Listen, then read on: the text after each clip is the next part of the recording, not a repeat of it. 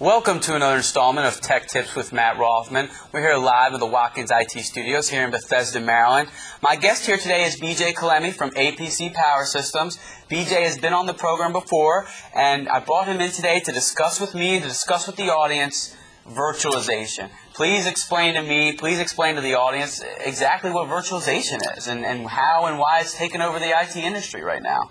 Well, first off, it's always a pleasure to come out and see you, Matt. I'm a huge proponent of the tech tips, and I look forward to coming. In fact, I woke up early this morning, knowing I was going to be out here. Well, I'm glad you're excited to be here, and really want to bring you in to kind of talk to us about virtualization. What is virtualization? Well, it's a good question. I think the number one phrase to summarize virtualization is bang for the buck.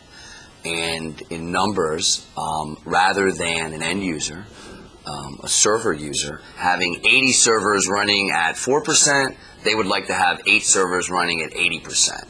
It's truly a server consolidation. Now, when you mean running at 4% or 80%, what does that mean exactly? The actual usage of the server. For instance, if I had a pickup truck with a 10,000-pound payload capacity and I was pulling 500 pounds, why did I need that big pickup truck? Exactly. So it's really about getting the most bang for the buck from each of your assets being the server or multiple servers being a server. So before virtualization, people, when they had these servers, they were not using them at their full capacity. Absolutely correct. Absolutely correct. It's no different than a RAID array or anything else. We're seeing this consolidation affect the industry all over, and really with some of the VMware and some of the different technologies from Microsoft, server consolidation, virtualization from now until 2012, and that's going to lead us into cloud computing.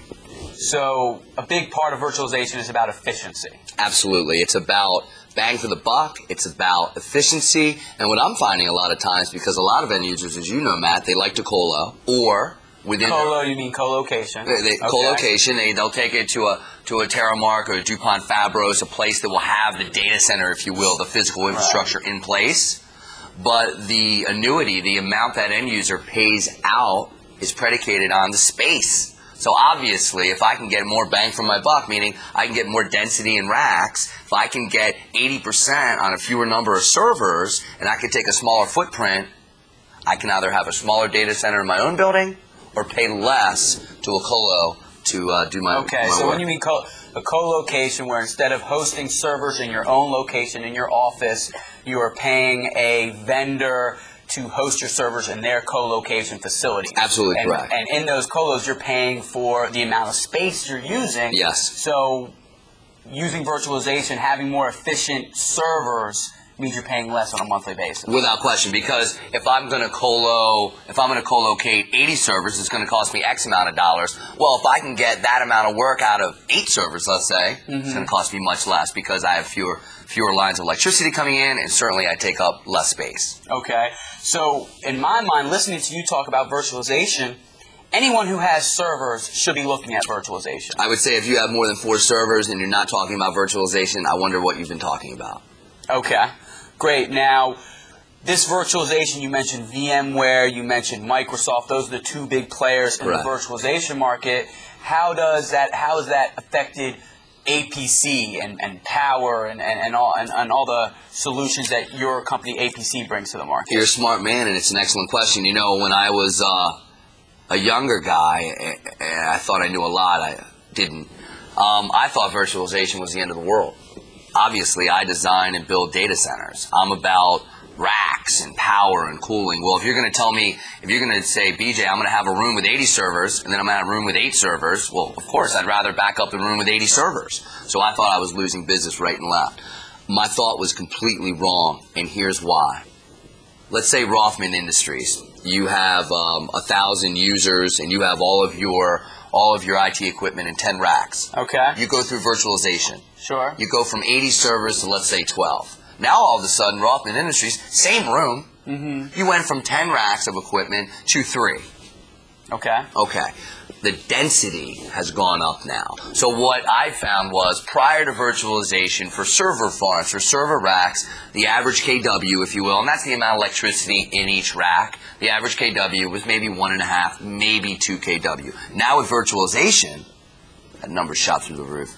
I've seen as high as 8 average. I would say the average kW across, is the amount of electricity you're using. correct, kilowatts, kilovolt amps. I would say per rack now, due to virtualization, the density has at least doubled.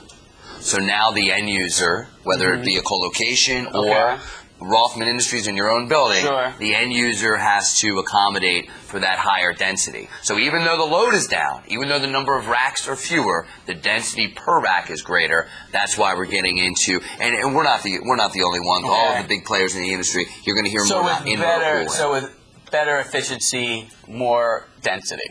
Without question. Smaller footprint, more density, much more efficiency. And the biggest thing virtualization affects in terms of the physical infrastructure is the cooling.